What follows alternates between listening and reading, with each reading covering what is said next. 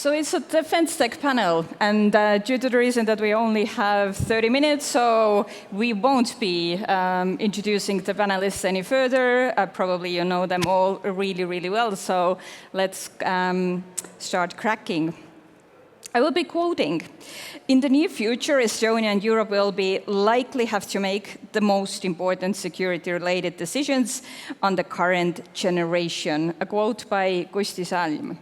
So nowadays, there seems to be really high-level ambition out there to make more defense tech investments. There also seems to be an actual validation, need, demand on the grassroots level. But still, in the middle, we kind of get stuck. So Kusti, what is actually stopping us to have innovative tech for defense to be adopted? First of all, thank you for having an opportunity to speak here, and I think you have clearly been misquoted. Preserving freedom, the way of life, prosperity, everything we believe in is the most important task of every generation, not only this. But apparently the previous generation, starting from the last century, were with some hiccups, but they were a little bit better in that job than this generation. So clearly we need to just clear up some of the mistakes in defense innovation, in the defense infrastructure that mainly European countries have done in the last 30 years. And I think the main answer to the question is that there are too little companies, too little innovation, because we have built the infrastructure to disincentivize this in the last 30 years. We have built infrastructure to demilitarize ourselves. And then we're somehow surprised that people don't want to invest in here and don't want to associate their careers with defense and so forth, don't want to take a reservist obligation in many nations. So it's a direct outcome, and it just now takes the leadership on every single level to change this around. You said that it hasn't been previously incentivized. Can you actually say nowadays as well that it's still the game, or are we actually moving faster than ever, and is it fast enough? So it is constantly said on every single stage nowadays that it isn't fast enough. So have you actually seen the change now happening after that incentive? Well, I think if the benchmark for success would be amount of Twitter tweets that would encourage everyone to do this, then we are, in historic peak of success. But if we actually take the success parameter as actual defense readiness, weapons, units, trainings, interoperability in all domains, then clearly the state is worse than it was in 21. Before the war, because a lot of the stuff that European Western nations have given to Ukraine has not been replaced. A lot of the investments have not actually been increased. If we take the category-specific inflation, it has been exorbitant, throughout all the categories, like 30–40% anyway. But in defense is much higher, especially in the elements where the demand is highest: air defense, artillery, and so forth. So we are still lagging behind, but before every success there is a great vision, and this is there. So I think we are moving into the right direction. Kadi, you're working with a lot of nations, a lot of European nations as well, trying to persuade them that Helsing's technology is a must-to-have technology. So what it takes to actually have a decision made, and not only have a decision made, but actually a contract placed as well. So have you actually seen that shift happening? So beyond the talks, beyond the stages like this one as well, the contract is placed, the order is placed. Mm-hmm. So I do see it happen. It's not easy. And I think there's around, let's say, three main things that make it hard for procurement agencies to move forward really quickly. And to be honest, they're legitimate concerns. The first one is, I think our armed forces, our procurement agencies are not used to working with companies that are, let's say, at a TRL 6 level, because with traditional defense primes, they assess it to take 5 years for them to actually get a capability, right? So you need to show them, and we've been able to do it, is that you can actually have that capability in a year. Second problem is, and again, a completely legitimate concern is, if I go with this company, if I, order their product, will they be alive in a year, right? A concern that you don't have with big defense primes. And a third concern, and I would say also a legitimate one is can you really deliver at scale?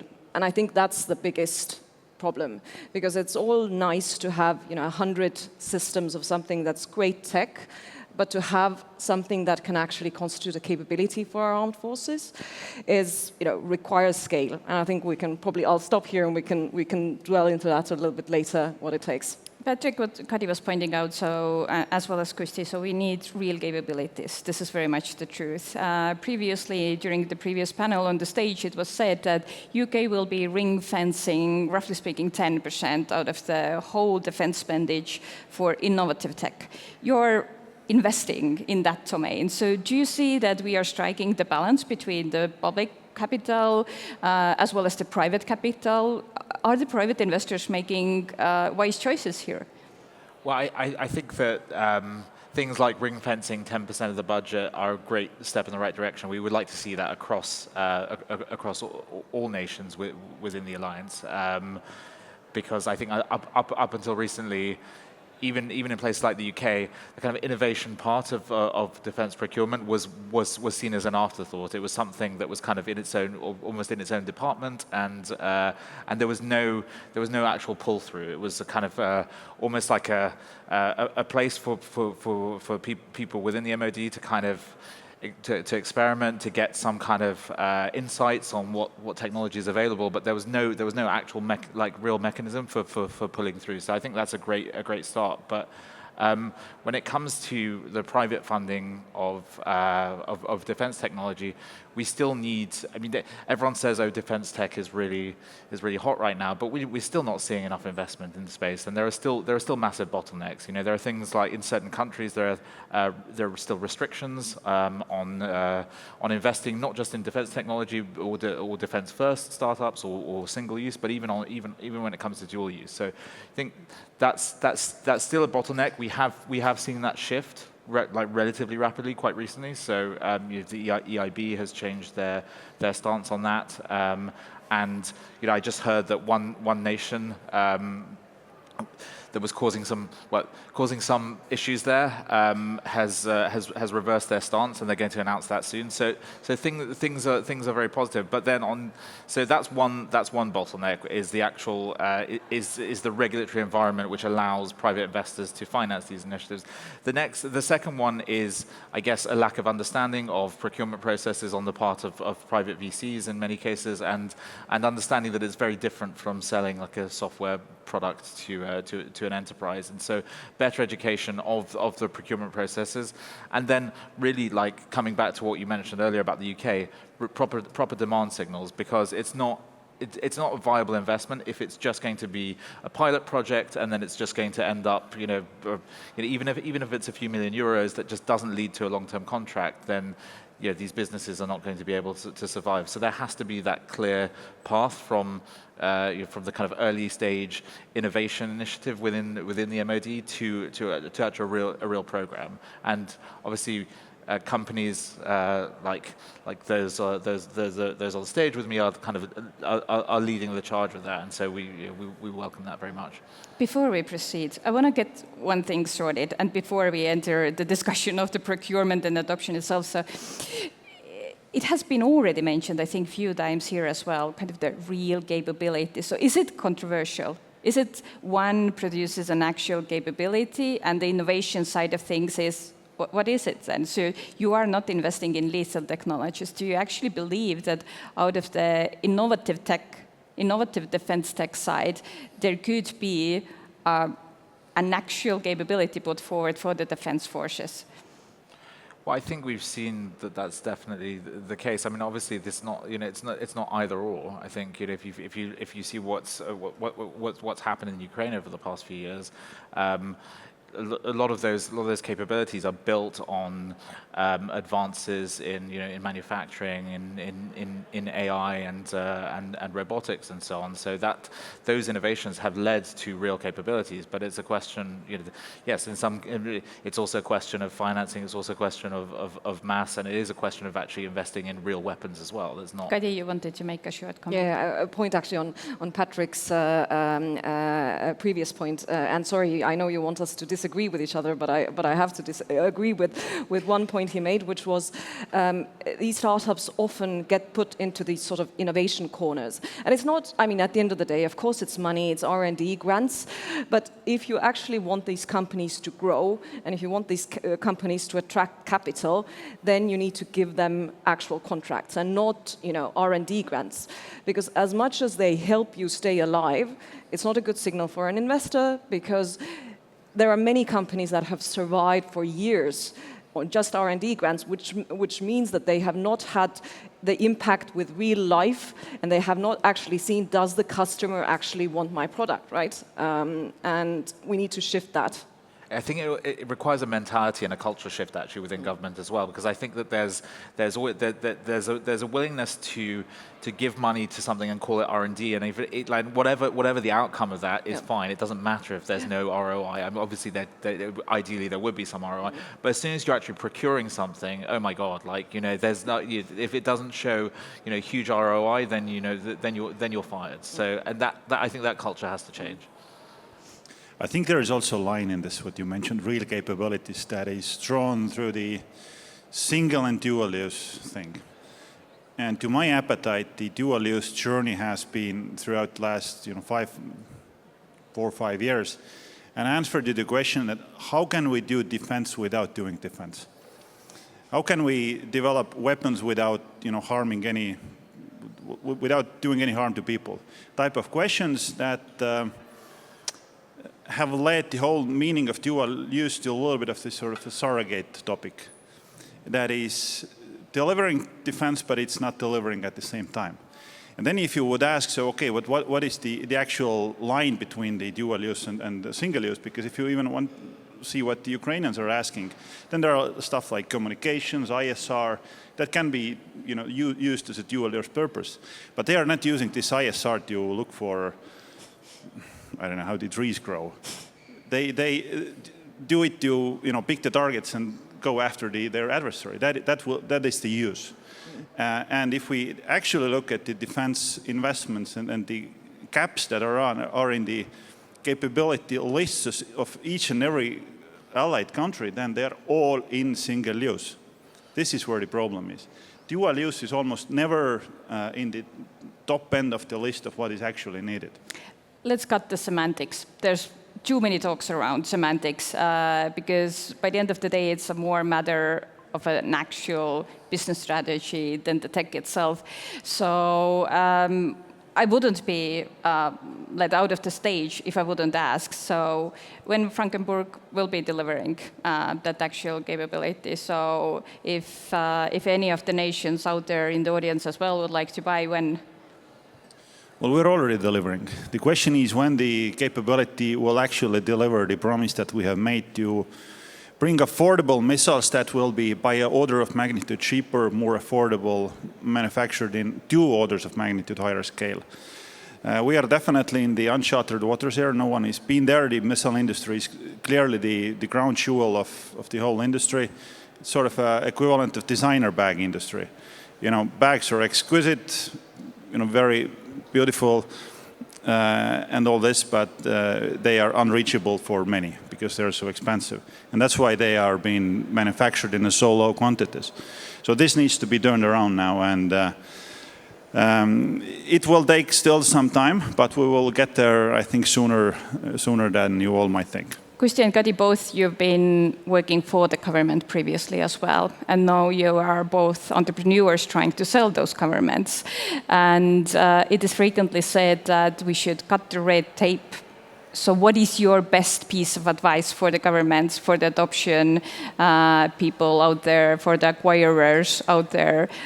What they should do? How in the real life they would be able fast enough to cut it, to be able to procure those technologies that both of you are developing?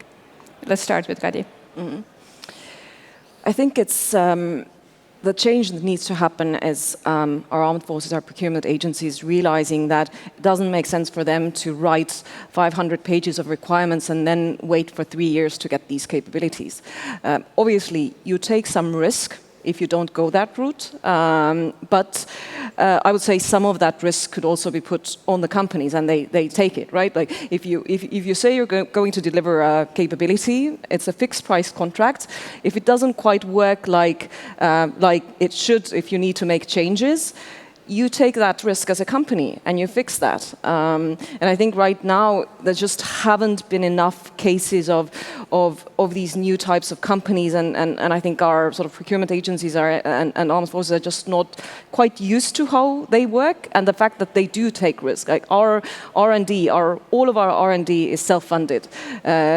We don't work like traditional defense primes who get a very, very large chunk of their R&D money from governments, and just getting used to the fact that we're willing to sort of shoulder that burden as well, and we do it every day. Kusti, you're rather famous in Brussels as well, working with politicians. And it was previously said on some of the stages today as well, so the startup should be working with EU, for example, as well as with NATO potentially. So therefore, if you would put forward a one-pager, so this is my best piece of advice for all of the procurement agencies, what kind of 5 points would there be enlisted? You really want me to list out the Brussels papers here? No. Without anyone falling to sleep? But in a format of 60 seconds, I wouldn't mind either. Okay, so what is the biggest issue why governments are not willing to adopt innovation? Because they don't want to take risk. That's very simple. They know that things can break apart, they can be delayed, maybe they don't work, maybe they end up being 5 times more expensive. And then they think they will be blamed for that. This is very, very easy. This is the political instinct throughout human history in every single country. So what the EU is good at, and there are not too many things actually, but what is very good at is taking union-level sectors, identifying the bottlenecks, and somehow incentivizing getting over those. So the easiest thing would be to take some risk off the shoulders of the member states. If you're going to procure innovation, the new stuff that doesn't exist, you get the kickback of 50% from the EU. If you can demonstrate that you do it together with other nations, you get 60% back. And so forth. You put money where the pain is the highest to incentivize the stuff that countries don't want to do.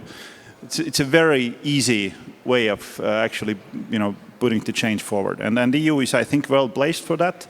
I think the mentality and the intent of the politicians is to actually deliver that. And hopefully we'll see some results soon. No worries, you can send over the one-pager afterwards as well. Patrick, what I want to ask... I will put it to your email, don't worry. Just have a comment on that, which is I would also try to do that at a micro level, actually, within these organizations. Because as I said earlier, no one's willing to take any risk on an individual level. And basically every decision has to be like, well, this cannot fail, this cannot, this cannot go badly. They need to take, I guess, more of a kind of portfolio approach, like a venture capital approach to things, and actually look at look at the projects that have been funded in aggregate. And if in aggregate there is a capability, a massive capability comes out of a lot of these risk-taking procurement processes, then that's a win. I mean, it's not about just preventing every single project and every single procurement from failing. So more of a portfolio approach. But Patrick, I want to ask you from the procurement side of things as well. So you're a VC. Your LPs are actually the nations, those particular nations that our dear entrepreneurs are referring to, that not necessarily they are willing to take enough risk. Out of the wide range of LPs that you have, out of the wide range of nations that you are working closely with, I know that you have the kind of dedicated adoption team as well, so perhaps they've been giving kind of an insight on that regards. Are there actually any role models? Are there nations out there that we can take as an example, particularly in the precise way to action on any of those suggestions that they are putting forward? Have you seen that? I mean, obviously, there are some nations that are better than others, but I don't want to. I'm not going to say which. But I'll come back to the example that you gave earlier of the UK. So ring. Come on, Patrick, you're on stage. This is the moment to tell it. No. Patrick will be embedding those nations into the one page. I would say Ukraine is a good example, actually. So, but obviously, it's very different circumstances. But we could definitely learn a lot from their rapid adoption and more iterative approach to procurement. Again, we're not in the same situation, but we've seen a plethora of startups actually get into the hands of end users and warfighters relatively quickly. So we could definitely learn from their testing and evaluation and their rapid procurement processes. But I think I think again, ring fencing money for actual procurement of innovative solutions is a good first step.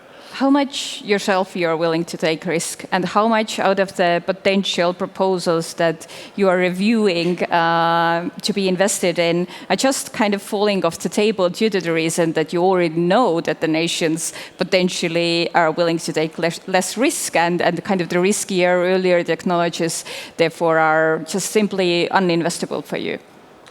I mean, we're in the business of taking risk. We have to, we know that our portfolio, not all of our portfolio companies will be successful. So I think that, the areas where we don't want to take risk is on demand signal or capability. So we will, we'll only invest in companies that we think where we believe there's a strong demand signal, and we have a strong conviction that that if they deliver on the product, that they will be providing a capability. But some of these companies are very early stage. They haven't, they haven't got they're low TRL. They haven't got a fully functioning product yet, and so we'll take risk there, and we have to provide the risk capital so they can actually get to that stage where they can deliver. But yeah, we won't take risk on demand signal. Kadi, Helsing has been raising like millions and millions, hundreds and hundreds of millions of euros, and kind of the startups are saying that it's like super easy for you. You kind of just open the doors and you have all the money in the world. So, are you actually facing the same type of problems that kind of Patrick and Kusti both were emphasizing on? Still, I mean, as I said earlier.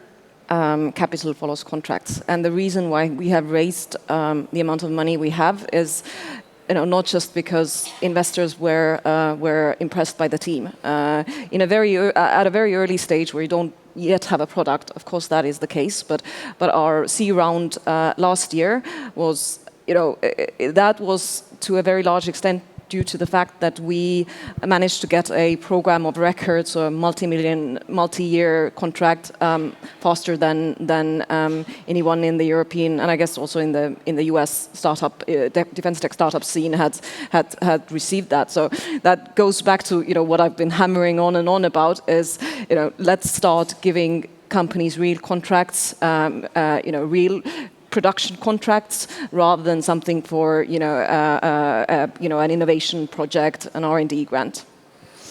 Kusti, do we have enough scaling capital nowadays in Europe for defense first type of companies? I mean, I think it's growing, and it's a twofold problem. Clearly, the demand and supply need to meet somewhere. So it's as much as the capital availability question as also the availability of scale-ups, especially when we speak about the sort of the single-use end, the actual lethal material or weapons. There is still a regulative environment in Europe where setting these companies up is very complex. Takes a lot of time, a lot of capex from companies. It's hugely regulative in the sense that you cannot even start work before you get the permits. Which is, of course, very disincentivizing for all the investors. You want to see the quick results. You don't want to wait for permits from the governments. So I think it needs to happen hand in hand. Clearly, I think some people would even claim that this is on the other end. So there is too much capital, which means this has led to some of the valuations on some of the companies that are already very high. But I think we're in the process of this, and clearly the ultimate proof will be the increase of defense expenditures. because these investments and these scale-ups are all after this fact, and they are materialized in promises, but not really in the balance sheets of the national budgets yet, at least not at that scale that we all anticipate for. Now I can't not ask, basically, due to the reason that you just pointed out, the valuations have been kind of skyrocketing. Patrick, you're an investor. Frankenburg, 3 months back at least, based on the news, were valuated over 150 million. Would you be investing if they would be open up around? Well, we can't invest in Frankenburg for various reasons, but I mean, yeah. In general, I think some of the defense tech companies are quite hype driven. There's a lot of money. There's a lot of money chasing them at the moment, but I think that actually, what's more important is that it is delivering a capability. So. You know, if I put my investor hat on, yes, I maybe look at some of the, like we get some early stage companies coming to us that don't even have a fully functioning product, but they've got a good team and they've already raised from a well-known VC. And you know, we think that sometimes those valuations are a bit rich, but really I think you're focusing on the wrong thing here. The most important thing is that these capabilities are funded and they are delivered and they are procured. I think that's far more important than worrying about, you know, whether something is 20 or 30% too expensive. Because in the long run, if these companies succeed, investors will make money and will be safer and more secure. So I think that kind of nitpicking on valuation is the wrong focus, to be honest. Couldn't agree more. So due to the reason that we are just about to close the panel discussion, as one of the final questions for all of you, what we need to do in order to stay ahead, actually, from various angles and viewpoints. So, Kadi, just one thing, or you can point out a few, would say as well. I would say 2 things: learn from Ukraine and create the conditions for scaling in Europe. Which you know, some are there, but not enough. You know, we see a very vibrant defense tech ecosystem with a lot of companies, but we see very few companies that actually really grow and scale. You know, to a stage where they're able to deliver whole capabilities to multiple countries. And precisely, what would you be pointing out? What the main lesson from Ukraine would need to be? The same thing that I said earlier, which is.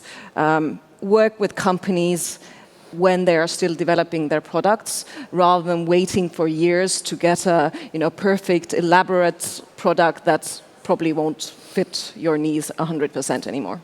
Kusti, not looking only from Frankenburg's side of things, what as a nation we would need to do to stay ahead? I think it's a very difficult question. It would be like. I would be a 9th grader and it would be my mom, and I haven't really taught anything the last 9 years, and then the exams are coming up in 2 weeks. So what is that we can do now to learn everything? Or there have been underinvestments for the last 20 years. In order to fix this in a year, it's almost virtually impossible to do. So we need to fast track this. We need to overcome the affordability, scale issue, innovation issue, talent issue, infrastructure issue. Then clearly it's unevenly distributed in Europe. Clearly the countries who will have higher death perception or the threat itself need to carry more burden. That's clear. And the acknowledgement of speaking about yourself in first term is something that we need to start with. If the old plan is that someone else is going to defend us, then no one will.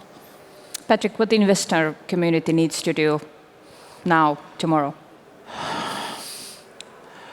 Well, I think I'll come back to what I was saying earlier. I think that investors most investors are purely profit motivated, or largely profit motivated. So they will.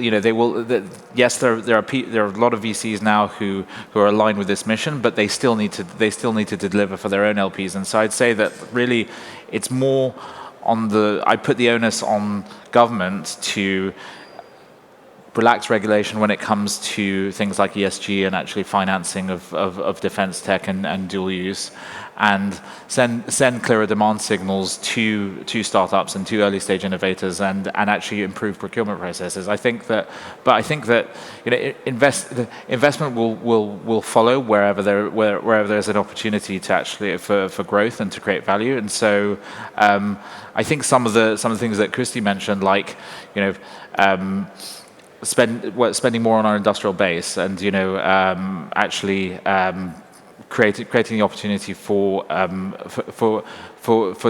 removing these bottlenecks, I think, is also incredibly important. Because if we don't have a stronger industrial base, if we don't have the ability to manufacture at scale, then again, you can have an innovation that that goes into some sort of like MOD innovation program.